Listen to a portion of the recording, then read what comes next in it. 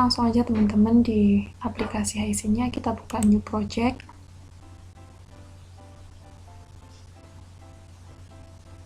Bismillahirrahmanirrahim. Lanjut, kita pilih komponen yang akan kita tambahkan. Karena kita menggunakan ammonia aftercooler, otomatis komponen yang terlibat ada water, kemudian amonia yang kita gunakan dalam bentuk besi ya teman-teman, jangan lupa karena si amonia keluar dari kompresor. Lanjut kita ke fluid package. Nah, untuk fluid package saya di sini pakai yang Peng Robinson. Nah, udah hijau, kita siap ke simulasi. Untuk simulasi amonia aftercooler ini kita pilih di model palet itu heat exchanger, kita letakkan ke simulasi kita. Nah, baru kita susun untuk masing-masing stream yang terlibat dalam heat exchanger kita. Nah, lanjut ya teman-teman, kalau untuk pembuatan streamnya, amonia kita taruh di bagian tube. Kenapa kita taruh di bagian tube? Karena amonia itu bersifat korosif. Nanti kalau kita taruh di bagian shell, amonia itu akan merusak bagian shell bagian dalam ataupun tube bagian luar. Nah, untuk waternya baru kita taruh di sisi shell. Namanya ini bisa menyesuaikan keinginan teman-teman ya, entah mau water atau air, itu terserah. Nah, udah kita lihat, nah streamnya udah terbentuk di sistem heat exchanger. Nah, baru setelah itu kita masukkan nilai dari variabel masing-masing stream. Untuk amonia sendiri, tadi dalam case disebutkan bahwa amonia keluar dari kompresor itu sebesar 245 derajat Fahrenheit, alias yang masuk ke tube heat exchanger itu 245 Fahrenheit. Nah, kemudian untuk tekanannya itu 82 PSIA. Lanjut untuk mass flow-nya tadi disebutkan 9872 atau 9872 pound per hour. Nah, sedangkan untuk water coolernya atau pendinginnya itu masuk 85 derajat Fahrenheit dan diharapkan keluar dari heat exchanger itu sebesar 95 derajat Fahrenheit. Tadi juga disebutkan di case bahwa keluaran dari amonia juga diharapkan 95 derajat Fahrenheit. Jadi diisikan aja 95 derajat Fahrenheit. Nah, di sini diberikan notifikasi kepada kita bahwa heat exchanger kita perlu memasukkan nilai delta P atau pressure drop. Nah, kita isikan aja di bagian desain, kemudian di parameter. Nah, untuk sisi shell tadi kan kita isi amonia. Nah, disebutin kalau pressure drop di sisi shell itu sebesar 2 PSI. Nah, untuk bagian tube-nya tadi disebutin 10 PSIA ya. Nah, oh iya, tadi kita belum ngisi nilai pressure air yang masuk. Nah, ini kita asumsikan dalam kondisi atmosferis ya teman-teman, karena emang biasanya kalau di pabrik atau di plant gitu, air sebagai pendingin dalam utilisasi sih biasanya itu sebesar 1 atmosfer.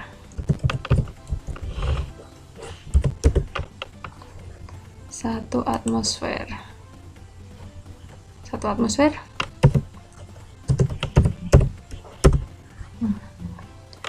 Ya. Nah, di sini juga diberitahu ternyata kita juga belum memasukkan komposisi dari masing-masing stream. Nah, kita langsung aja masuk ke composition.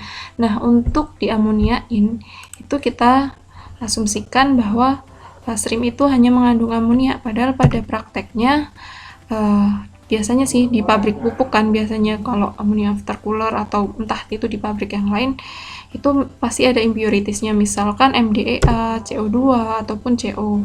Nah, MDEA ini biasanya kita gunakan untuk mengabsorb CO2.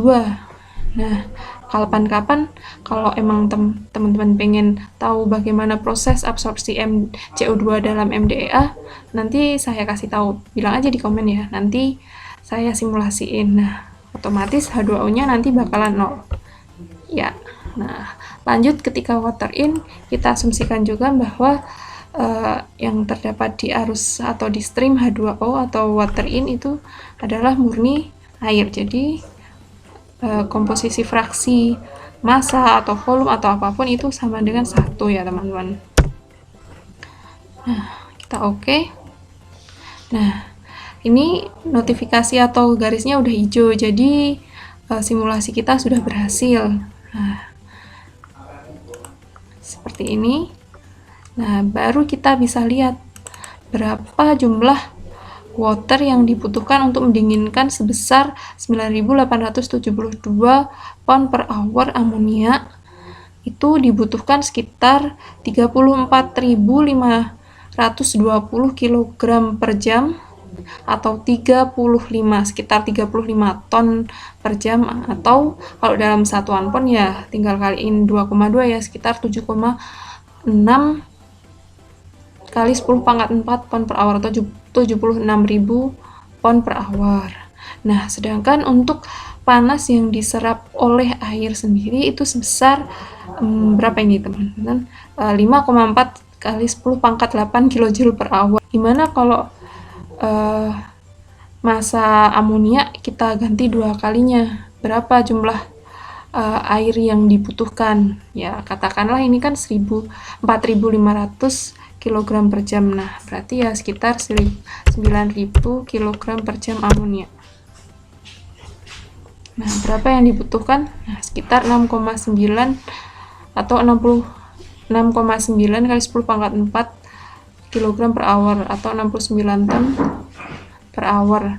Nah, sama saja kan, berarti berbanding lurus ketika massa amonia yang naik 2 kali lipat, massa air yang dibutuhkan untuk mendinginkan amonia juga sekitar 2 kali lipatnya. Begitupun dengan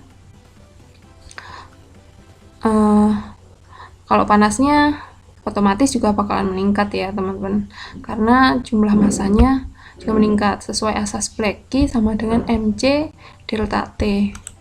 Nah, setelah itu kita bisa lihat desain dari heat exchanger yang kita desain. Nah, kalau di sini saya masih pakai defaultnya HYSYS, jadi cupasnya sebesar 2, sel pasnya 1.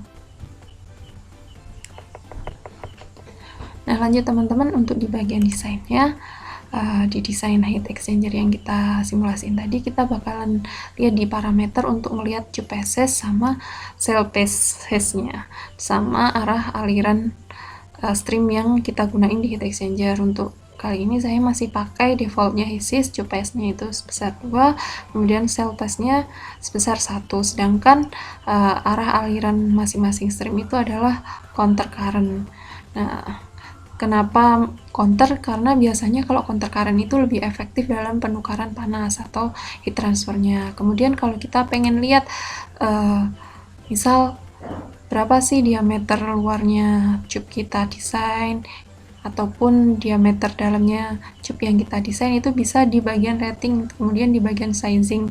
Nah, untuk cup, nah ini masih default atau hasil hitungannya HYSYS ya, itu sebesar 20 mm sama 16 mm untuk idenya. Nah, nilai ini tuh sebenarnya belum tentu bisa diaplikasikan di lapangan atau di plannya. Kita masih perlu merating heat exchanger kita ini. Jadi kita simulasiin lagi hasil dari desain HYSYS ini, misalkan di software Aspen Design Exchanger Design and Rating. Nah, kita bakalan lihat tuh berapa sebenarnya OD Cube ataupun ID Cube yang efektif sehingga menghasilkan heat exchanger yang efektif dalam penukaran panas. Jadi nanti tidak ada mulai dari pemilihan bahannya juga. Jadi biar tidak ada vibrasi ketika heat exchanger kita operasikan. Nanti kan kalau terjadi vibrasi kan gimana dong? Plan kita gampang rusak, gampang, ataupun heat exchanger yang kita gunakan mempengaruhi kinerja plan kita, karena misalkan udah aus karena dari vibrasi itu dan macam-macam lah. Nanti kalau mengenai simulasi heat exchanger bisa kita lanjutkan di video selanjutnya. Kalau mau lanjut, tulis komen di bawah. Nah, lanjut, kalau kita pengen lihat, misalkan kalau kita pakai di buku Hullman ataupun di buku heat transfernya Karen, itu kan ada nilai saat mendesain itu kan Q sama dengan MC delta T LMTD, atau delta T LMTD itu adalah perbedaan temperatur atau log mean temperature difference. Nah, itu bisa kita lihat di bagian desainnya. Kemudian kita lihat di bagian performance. Nah, bisa lihat delta T LMTD-nya itu sebesar 24,16 derajat Celcius. Seperti itu, teman-teman.